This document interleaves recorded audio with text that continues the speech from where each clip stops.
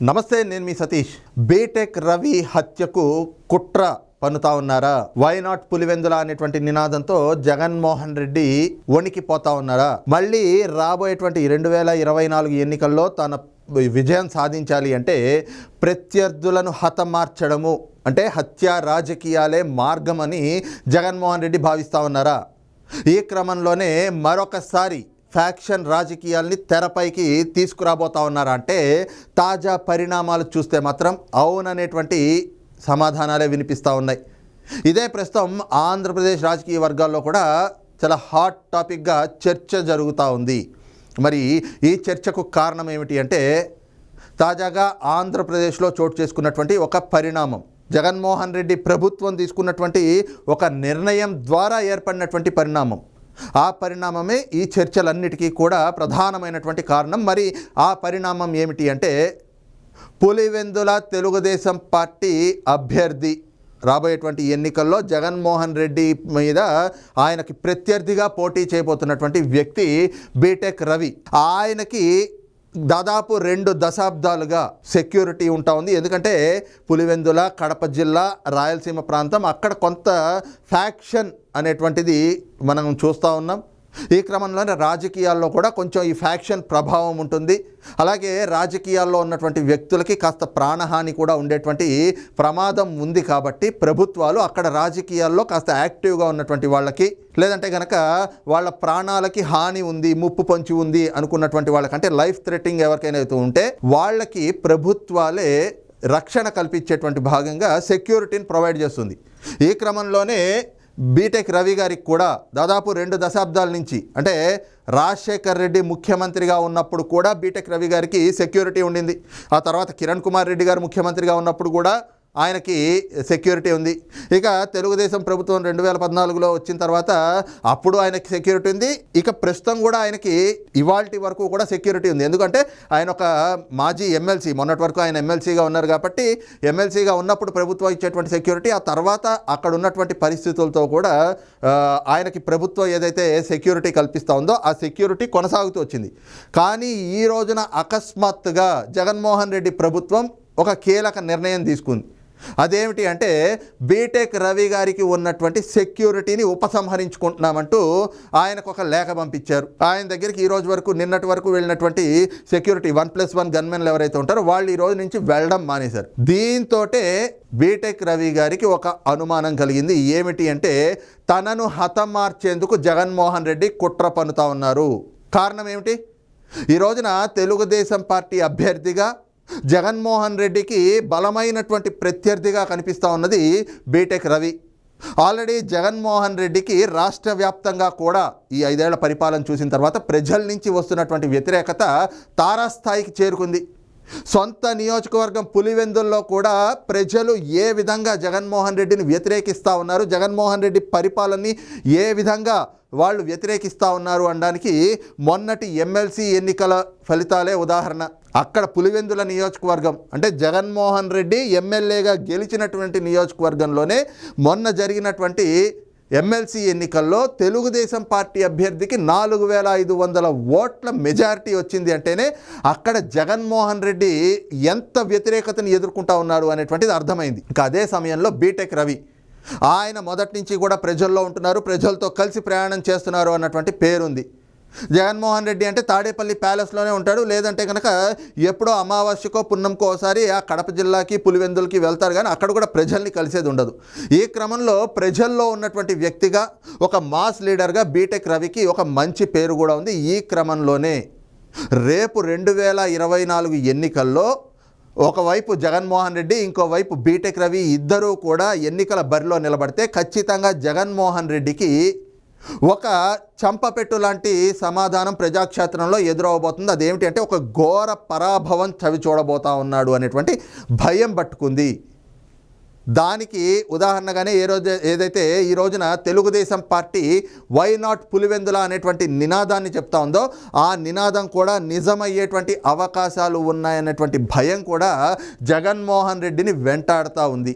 మరి ఈ క్రమంలో ఏం చేయాలి? ఖచ్చితంగా అక్కడ తనకి ప్రత్యర్థి లేకుండా చేసుకుంటేనే తానొక్కడే అక్కడ పోటీ చేయొచ్చు, ఇంకెవ్వరూ తనకి ప్రత్యర్థులు ఉండరు కాబట్టి 10 ఓట్లు పడ్డా అలాంటప్పుడు ఏముంది, 10 ఓట్లు కాదు, ఆయనకి ఇంకో ఇద్దరు ఆయనతో పాటుగా ఇంకొకళ్ళు వెళ్ళి ఓటు వేసుకున్నా, లేదా ఆయన ఓటు ఆయన ఒక్కడే వెళ్ళి వేసుకున్నా కూడా గెలిచేసినట్టే. అంటే యునానిమస్ చేసుకోవాలి అనేటువంటి ఒక కుట్రపూరితమైనటువంటి ఆలోచనతో ఈ రోజున బీటెక్ రవిని తనకి ప్రత్యర్థిగా లేకుండా, అంటే భౌతికంగా లేకుండా చెరిపేస్తే ఇంకా అక్కడ తనకి ప్రత్యర్థులు ఎవరు ఉండరు అనేటువంటి ఒక కుట్రపూరితమైనటువంటి ఆలోచనతో ఈ రోజున ఆయన హత్యకైతే కుట్ర పన్నుతా ఉన్నారు అనేటువంటి ఆరోపణను నేరుగా బీటెక్ రవి ఈ రోజున మీడియా ద్వారా రాష్ట్రానికి కూడా తెలియజేసినటువంటి పరిస్థితి.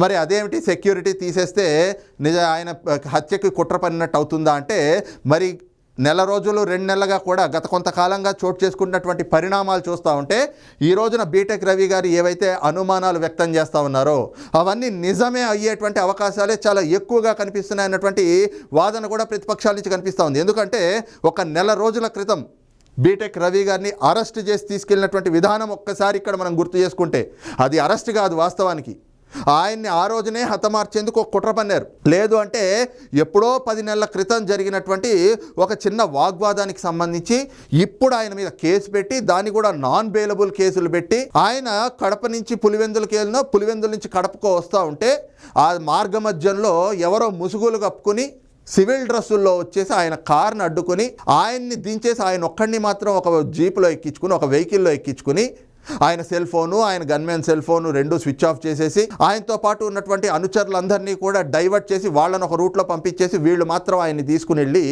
దాదాపు 2.5-3 గంటల పాటు ఎక్కడో పాడుపడ్డ ప్రదేశంలో ఒక పాడుపడ్డ బంగ్లాలో ఆయన్ని పాయింట్ బ్లాంక్లో గన్ను పెట్టి, అసలు మీ మోటో ఏంటి, నువ్వు ఎందుకు ఎన్నికల్లో పోటీ చేస్తూ ఉన్నావు, అలాగే సునీతారెడ్డి తోటి మీకు ఏమైనా సంబంధాలు ఉన్నాయా, మీరేమైనా చర్చలు జరుపుతూ ఉన్నారా, ఆవిడేమైనా ఎన్నికల్లో పోటీ చేయబోతా ఉందా, అసలు తెలుగుదేశం పార్టీ కార్యాలయం నువ్వు పులివెందుల్లో ఎందుకు కట్టావు, మీరు అసలు ఎన్నికల్లో ఎందుకు పోటీ చేయాలనుకుంటున్నారు మీరంతా కూడా, నువ్వు వెంటనే జగన్మోహన్ రెడ్డి గారికి ప్రత్యర్థిగా పోటీ చేయడం నుంచి విరమించుకోవా అంటూ బెదిరించటం, నువ్వు విరమించుకునే వీటన్నిటికీ నువ్వు సమాధానాలు చెప్పకపోతే అసలు నువ్వు ఇక్కడి నుంచి ప్రాణాలతో బయటకు వెళ్ళవు, అసలు ఎన్నికల్లో నువ్వు పోటీ చేయాలి అంటే నువ్వు బతుకుండాలి కదా, నువ్వు సమాధానాలు చెప్పకపోతే నిన్ను చంపేస్తామంటూ పోలీసులు నేరుగా బెదిరింపులకు పాల్పడ్డారు అని చెప్పేసి బీటెక్ రవి గారు ఆ ఉదంతం తర్వాత బయటకు వచ్చి చెప్పారు. అసలు ఆయన్ని కిడ్నాప్ చేసి తీసుకెళ్లిన విషయం మీడియాలో గనక రాకపోయి ఉంటే ఈ పాటికి బీటెక్ రవి అనేటువంటి వ్యక్తి ప్రాణాలతో ఉండేవాళ్ళ లేదా అనేటువంటిది కూడా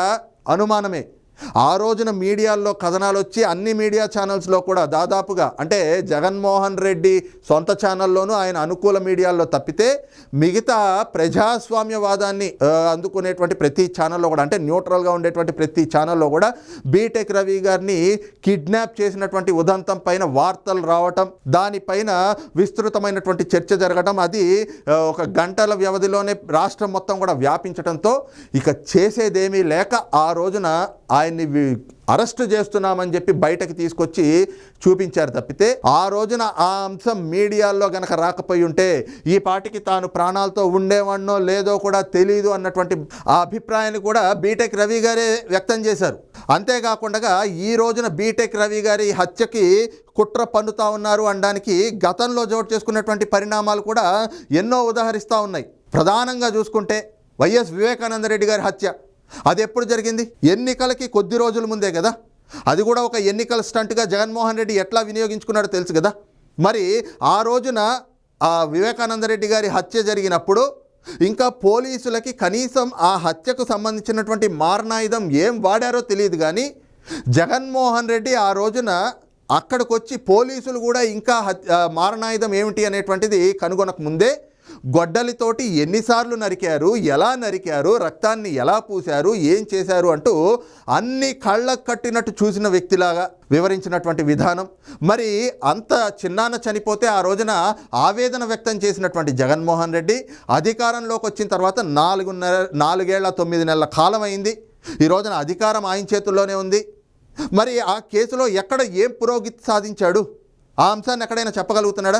ఇంకోవైపున సిబిఐ కూడా విచారణ చేసి అందరి వేళ్ళు కూడా ఈ వివేకానందరెడ్డి గారి హత్యలో అందరి వేళ్ళు ఒకళ్ళ వైపు చూపిస్తూ ఉంటే ఆ వ్యక్తుల్నే కాపాడేటువంటి ప్రయత్నాలు చేస్తున్నటువంటి జగన్మోహన్ రెడ్డి, ఇవన్నీ కూడా ఉదాహరణలు. ముఖ్యంగా ఏదైతే వైఎస్ విజయమ్మ జగన్మోహన్ రెడ్డి కన్న తల్లి, ఆవిడ్ని ఆ పార్టీ గౌరవ అధ్యక్షురాలు పదవి నుంచి తప్పించేందుకు, అలాగే ఆ తల్లితోటి చెల్లితోటి ఏవైతే విభేదాలు, సరే వాళ్ళ కుటుంబ వ్యవహారాలు అవన్నీ కూడా వ్యక్తిగతం, కానీ ఆవిడతోటి ఆయన చెల్లెలతోటి ఇద్దరితోటి కూడా వచ్చిన విభేదాల నేపథ్యంలో ఆవిడ ఆంధ్రాకు వచ్చి మళ్ళీ తిరిగి హైదరాబాద్కు వస్తూ ఉంటే కొత్త కారు, ఇంకా రిజిస్ట్రేషన్ కూడా కాని కారుకి ఒకే వైపునున్నటువంటి 2 టైర్లు కూడా బ్లాస్ట్ అయినాయంటే దానిపైన కూడా ఎన్నో వార్తలు వచ్చినాయి. అది కూడా ఆవిడ హత్యకి ఏమైనా కుట్ర అయి ఉండొచ్చు అనేటువంటి అనుమానాలు కూడా వ్యక్తమైనాయి. ఈ క్రమంలోనే ఏదైతే రాష్ట్రంలో 4 ఏళ్ల 9 నెలల కాలంలో జగన్మోహన్ రెడ్డి చేసినటువంటి పరిపాలన, ఆయన చేస్తున్నటువంటి అరాచకాలు, ఆకృత్యాలు ఇవన్నీ కూడా రాష్ట్ర ప్రజలు స్పష్టంగా గమనిస్తూ ఉన్నారు. అదే సమయంలో ఆయన పైన ఏ స్థాయిలో వ్యతిరేకత ఉంది, ఏ విధంగా వ్యతిరేకత రోజు రోజుకి పెరుగుతూ ఉంది. అదే సమయంలో చూసుకుంటే తెలుగుదేశం జనసేనల పొత్తుకి ప్రజాదరణ ఎలా వస్తూ ఉంది, వాళ్ళు ప్రజల్లోకి వెళ్ళినప్పుడు ఏ విధమైనటువంటి స్పందన వస్తూ ఉంది. ఇవన్నీ చూసిన తర్వాత జగన్మోహన్ రెడ్డికి వెన్నులో వణుకు పుట్టుకుంది. ముఖ్యంగా ఈ రోజున ఏదైతే తెలుగుదేశం పార్టీ చెప్తా ఉందో వై నాట్ పులివెందుల అనేటువంటిది, అది ఖచ్చితంగా రేపు జరగబోతోంది అనేటువంటి ఒక స్పష్టమైనటువంటి సంకేతం కూడా జగన్మోహన్ రెడ్డికి అందింది. అందుకే ఈ రోజున ఆ ఓటమి నుంచి తప్పించుకోవాలి అంటే, మళ్ళీ విజయం సాధించాలి అంటే అక్కడ తనకి ప్రత్యర్థులు ఉండకూడదు. మరి ప్రత్యర్థులు ఉండకుండా ఉండాలి అంటే ఏం చేయాలి?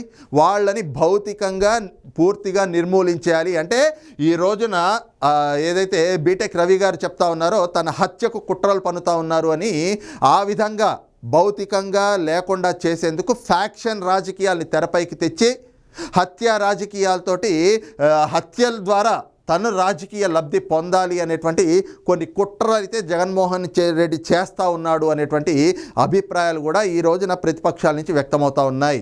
మరి మొత్తం మీద ఏదైతే బీటెక్ రవి గారి సెక్యూరిటీని తొలగిస్తూ ఈ రోజున జగన్మోహన్ రెడ్డి ప్రభుత్వం ఒక నిర్ణయం తీసుకుందో దాని వెనకాతల కేవలం రాజకీయ లబ్ధి కోసము బీటెక్ రవి గారిని హత్య చేసేందుకు ఒక కుట్ర అనేటువంటి ఆరోపణ కూడా ఈ రోజున బీటెక్ రవి గారి నుంచి వ్యక్తమవుతోంది. ఈ క్రమంలోనే ఈ రోజున ఆయన కొన్ని ప్రకటనలు కూడా చేశారు.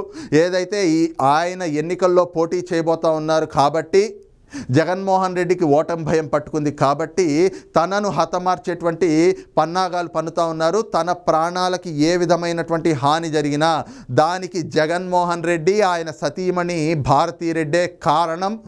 ఒకవేళ నిజంగా అలాంటి ఘటనలు ఏవైనా చోటు చేసుకుంటే మాత్రం ఖచ్చితంగా సుమోటోగా పోలీసులు ఒక ఫిర్యాదు తీసుకుని, అంటే ఒక కేసు నమోదు చేసుకుని వారిపై చర్యలు తీసుకోవాలి అనేటువంటి డిమాండ్ని కూడా ఆయన చేశారు.